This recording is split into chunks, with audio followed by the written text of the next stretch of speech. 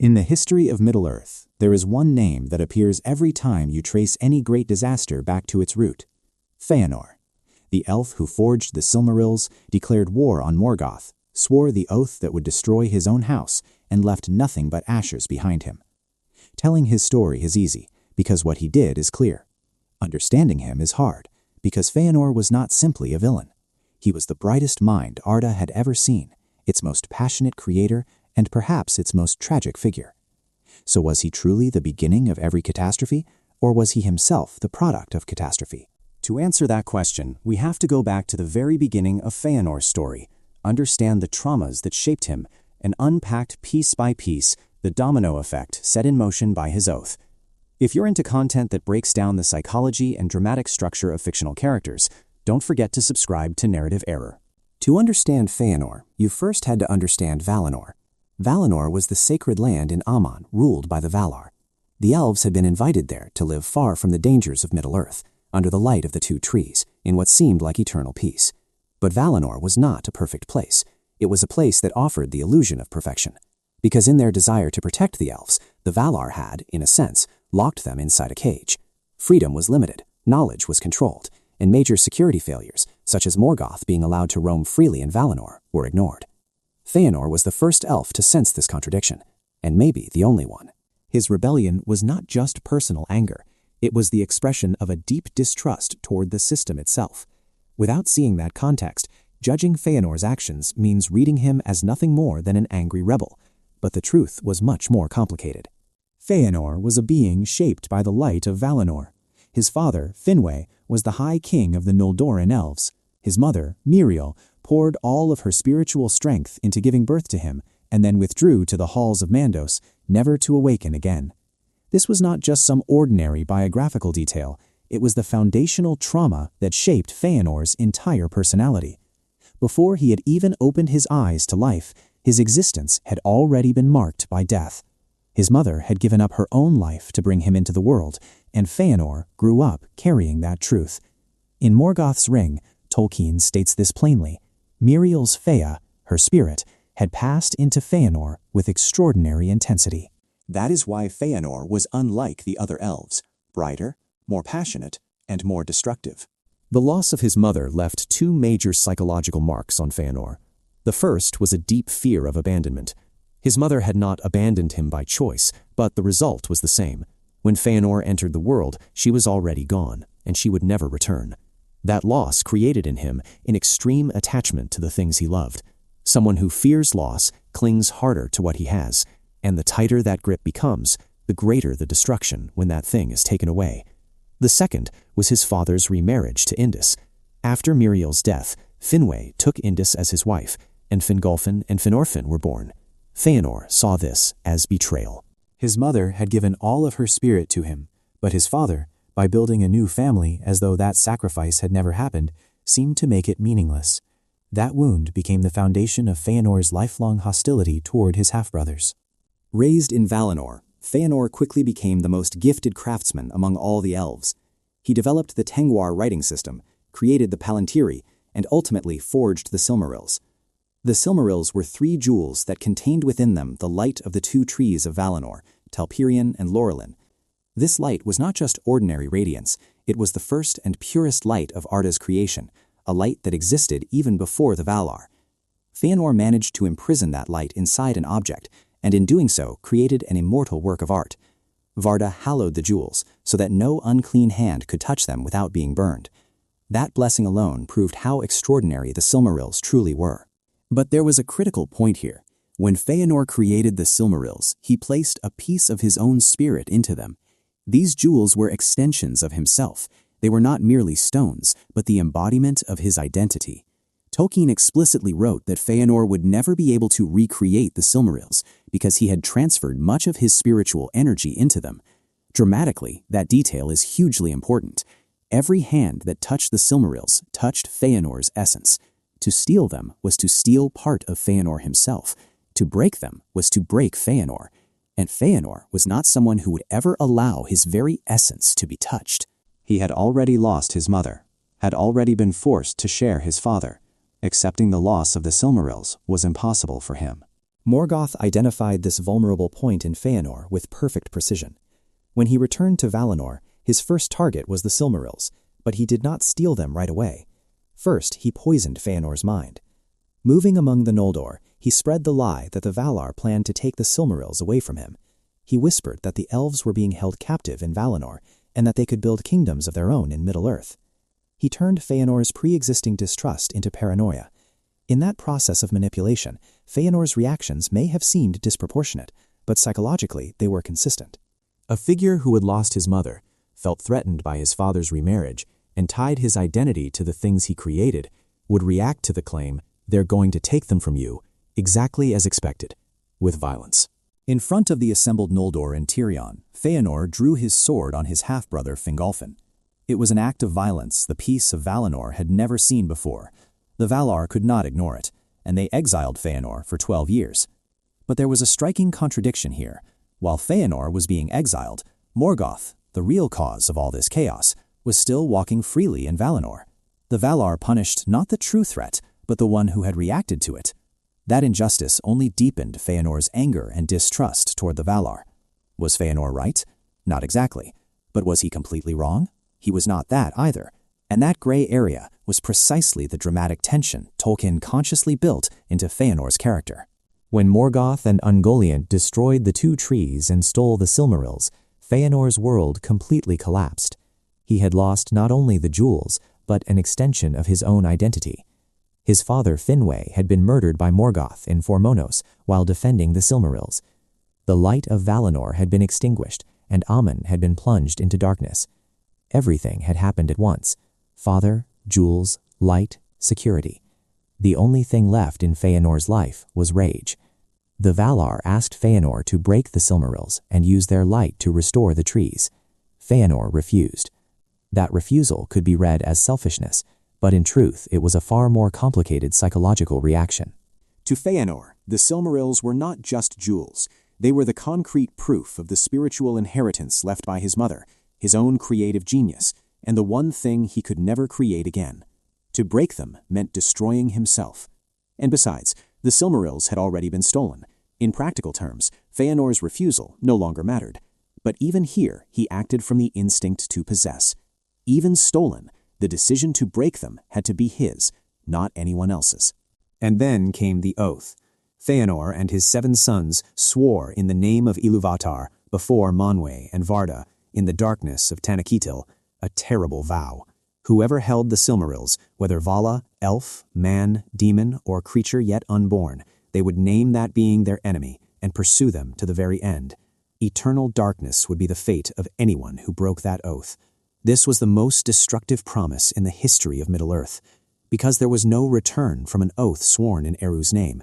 It was not merely a choice, but a cosmic binding. Feanor knew that, and he did it anyway. He dragged his sons into that oath as well. Rage, grief, and possessiveness had completely overtaken his reason. The oath was the turning point that transformed Feanor's personal tragedy into a collective catastrophe. From that point on, this was no longer just Feanor's story. It was the story of his sons bound by the oath, of the Noldor who followed them, and ultimately of all Middle-earth. To grasp the dramatic weight of that oath, you had to understand what an oath meant in Tolkien's world.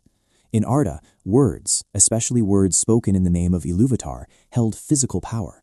Once spoken, they were woven into the fabric of the universe. They could not be taken back, softened, or forgotten.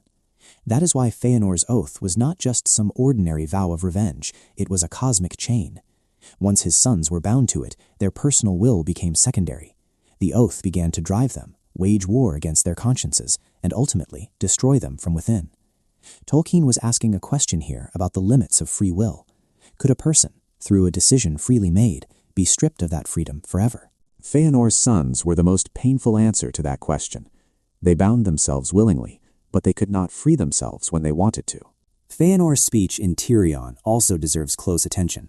On the night the Silmarils were stolen, Feanor stood before the people of the Noldor and delivered one of the most powerful speeches in their history. He accused the Valar of passivity, said that bowing to Morgoth was dishonorable, and declared that they would forge their own fate in Middle-earth. Rhetorically, the speech was flawless, because Feanor was speaking in half-truths. The Valar really had failed to stop Morgoth. The elves really did possess only limited freedom in Valinor. Middle-earth really was theirs by right as well. But Feanor used those truths to lead people to a false conclusion. He promised freedom and delivered slavery. He promised justice and unleashed massacre. He promised power and spread ruin. This was the sharpest edge of Feanor's tragedy. Much of what he said was true, but the conclusion he reached was wrong. And thousands of Noldor, enchanted by those half-truths, followed him. When Feanor decided to leave Valinor in pursuit of Morgoth, he needed ships to cross the sea. Those ships belonged to the Telerin elves. The Teleri were a seafaring elven people who lived on the shores of Valinor, and their white ships were their most treasured craft. Feanor asked for the ships, and the Teleri refused. That refusal was reasonable. The ships were part of their way of life, and they did not want to aid a journey made in defiance of the will of the Valar. But Feanor was in no state of mind to listen to reasonable answers. At Alqualondë, he attacked the Teleri. This event, known as the First Kinslaying, became the darkest page in elven history. Elven blood was spilled by elven hands. Brother cut down brother. Some of the Noldor who followed Feanor entered the battle without even understanding what was happening, because they thought the Teleri had attacked first. In that chaos, hundreds of innocent elves were killed. And there was something important to notice here. Feanor had other options. They could have crossed through the ice of the Helcaraxe. It was dangerous, but not impossible, as Fingolfin would later prove. Feanor could have chosen to wait, to negotiate, or to seek alternative paths. But Feanor was not someone who waited. Urgency, rage, and grief had consumed him. Alqualondë was the point at which Feanor's moral collapse became final. Before this, his actions could still be debated. After this, they became indefensible. And right there, Mandos entered the story. As the Noldor left Valinor, the Herald of Mandos delivered the prophecy known as the Doom of the Noldor. He said there would be tears, that the oath would pursue them, and that they would never return to Valinor. Feanor laughed at the prophecy. But Finarfin, his youngest half-brother, felt the full weight of those words and turned back with part of his people. Fingolfin, by contrast, could not break his own honor and continued onward, but he carried a deep rage toward Feanor in his heart. The prophecy of Mandos gave Tolkien's story the function of a Greek tragic chorus. The outcome was known from the beginning, yet the characters could not change it. Feanor knew that and did not care. Maybe that was his most terrifying trait of all. He was not afraid, even of fate itself. After taking the ships, Feanor crossed into Middle-earth. But there were not enough ships to carry all the Noldor, or at least that was what Feanor claimed.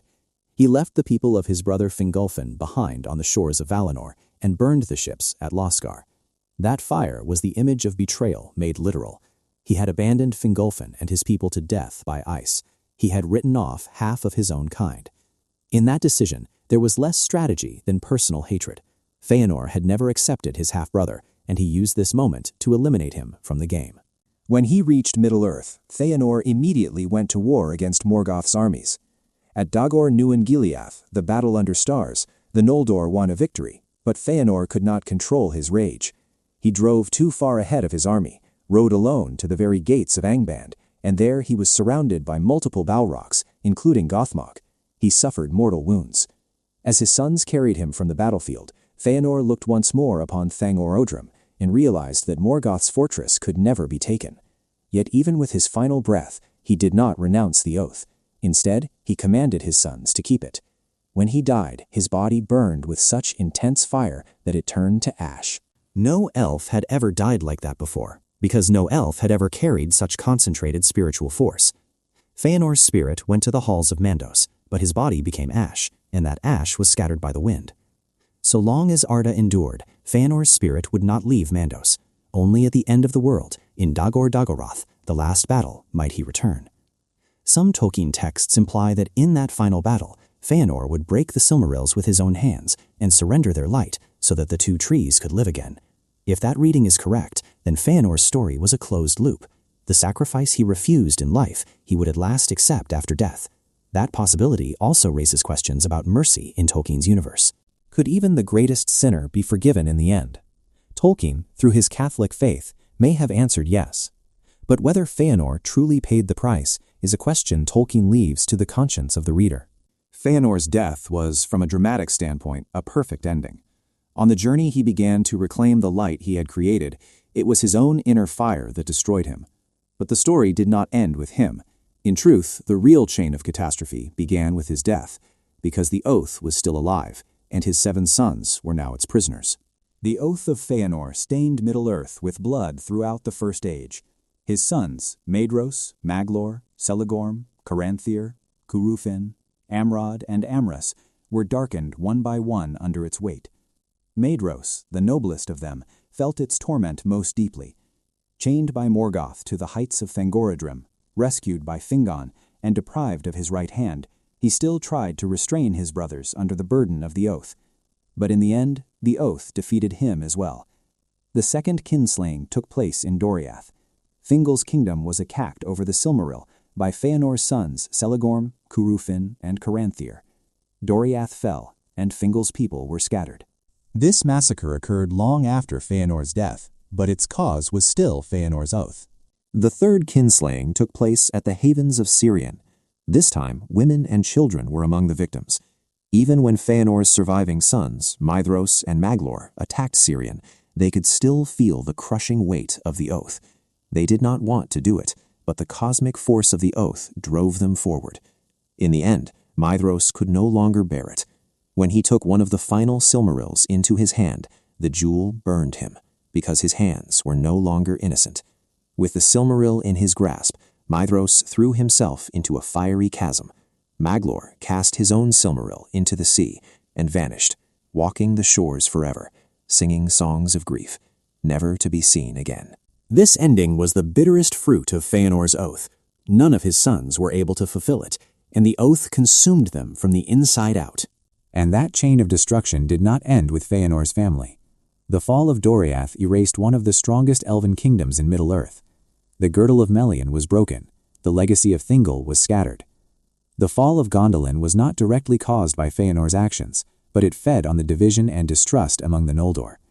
When Torgon's hidden kingdom was discovered by Morgoth's spies, the Noldor's inability to stand united was their greatest weakness, and the roots in that disunity lay in Feanor's betrayal at Losgar and the distrust created by the Kinslayings.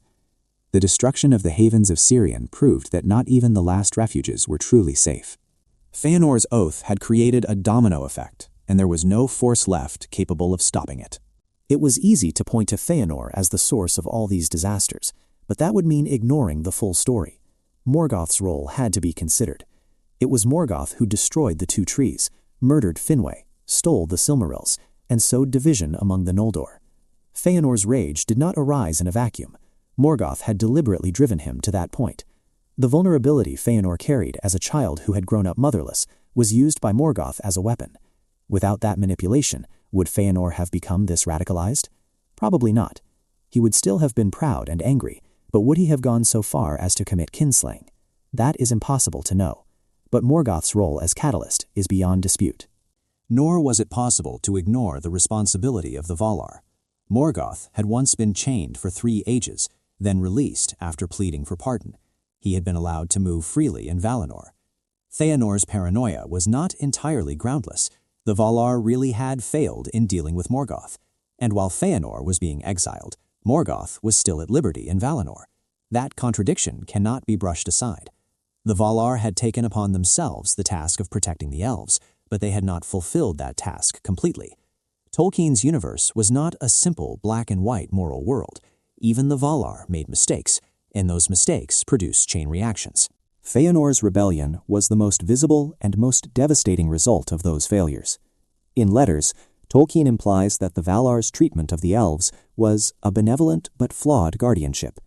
The Valar wanted to protect the world, but the world they protected lacked freedom. Feanor sensed that lack, but instead of solving the problem, his answer was to burn everything down. To describe Feanor as the beginning of all catastrophes would make him bigger than he deserves to be and simpler than he really was. He was not the beginning. He was the most visible instrument of the beginning. The true beginning was Morgoth bringing evil into Arda, and if we go back even further, it was Melkor's discordant theme in the Ainulindale. By setting his music against the theme of Ilúvatar, Melkor placed dissonance into the fabric of the universe. That dissonance spread throughout every corner of Arda, and Feanor was the reflection of that dissonance within the elven race. Just as Morgoth sought to corrupt the creation of Eru, Feanor, without realizing it, corrupted the order of his own people. The parallel between them was no accident. Tolkien constructed that mirroring consciously. Both were creators, both were possessive, and both were willing to destroy everything for the sake of what they claimed as their own. And then there was Nerdanel, Feanor's wife, the mother of his 7 sons, and perhaps the only person who could have restrained him. Nerdanel was the daughter of the great craftsman Mahtan, and she herself was a gifted sculptor. Tolkien wrote that Nerdanel was one of the rare people capable of balancing Feanor's fire. She was patient, wise, and strong enough to stand against his anger. In their early years, Feanor listened to her. When Nerdanel was beside him, he was more measured, calmer, and more creative. But as Morgoth's manipulation deepened, Feanor's rage grew beyond what Nerdanel's patience could contain. When he chose to leave Valinor, her voice was silenced. Feanor did not listen to his wife's warnings, and Nerdanel remained behind. She watched from afar as her sons followed their father into ruin, unable to stop any of them. That separation completed the final piece of Feanor's psychology. He could no longer even listen to the people he loved, because his anger had become stronger than his love. Losing Nerdanel was in a sense a repetition of losing Miriel, but this time the loss was not the result of fate, but of Feanor's own choice. No one was guilty in the loss of his mother. In the loss of Nerdanel, the only guilty one was Feanor himself. But there was one essential difference between Feanor and Morgoth, and that difference is what makes Feanor tragic. Morgoth destroyed for the sake of destruction. He had abandoned creation and turned fully toward corruption and ruin. Feanor, by contrast, destroyed in order to protect what he loved. His tragedy was that his deepest love became his greatest destruction. He loved the Silmarils, fought to protect them, and that struggle cost the blood of all the elves. He loved his sons, bound them to his oath, and that oath destroyed them one by one. He loved the Noldor, promised them freedom and justice, and that promise drove them into exile, war, and death. Every action Feanor took was born of love, but it was a love that was uncontrolled, jealous, and destructive. In Tolkien's works, the most dangerous motive is not hatred, but misdirected love. Gollum's attachment to the ring, Denethor's grip on Gondor, Thorin's obsession with the Arkenstone, they are all different expressions of the same principle, and Feanor was the purest and most devastating example of that principle. In writing Feanor, Tolkien was clearly constructing an archetype. He was showing how creative genius, when fused with pride and possessiveness, could become a force of destruction. Feanor was Arda's version of those mythic figures who steal fire and defy the gods. But Tolkien's version differed from its classical counterparts in one key way. The light Feanor tried to reclaim was a light he himself had created. He had not seized someone else's rightful property. He wanted his own work back. That is why Feanor's story is not just a simple tale of pride. It is the tragedy of a creator identifying too completely with his work, of possessiveness, and of the fear of loss. Tolkien's Catholic faith also leaves a visible mark on this story. Feanor's refusal to give the Silmarils to the Valar mirrors humanity's refusal to submit to the will of God. He had received his creative power from Eru, yet refused to use what he created for Eru's purpose. In Tolkien's universe, that refusal was one of the gravest sins of all, a turning away from the true purpose of creation. Feanor was not the beginning of every catastrophe, but he was the key that opened the door to them. Morgoth brought evil, the Valar failed to stop him, but the one who threw that door wide open, crossed the threshold, and dragged all the Noldor through it was Feanor. His tragedy came not from being evil, but from turning his capacity for greatness into destruction. The hand that created the brightest light also set the deepest darkness in motion. In his letters, Tolkien described Feanor as the greatest elf Arda had ever seen, but also the most dangerous. Those two qualities came from the same source. Genius and destruction were, in Feanor, two sides of the same coin. Feanor's body turned to ash, but the shadow of his oath did not lift from Middle-earth until the end of the First Age, and that was true of Tolkien's universe as a whole. The stronger the light, the darker the shadow it casts. Feanor was the most painful, most beautiful, and most tragic proof of that principle. Don't forget to subscribe to Narrative Error.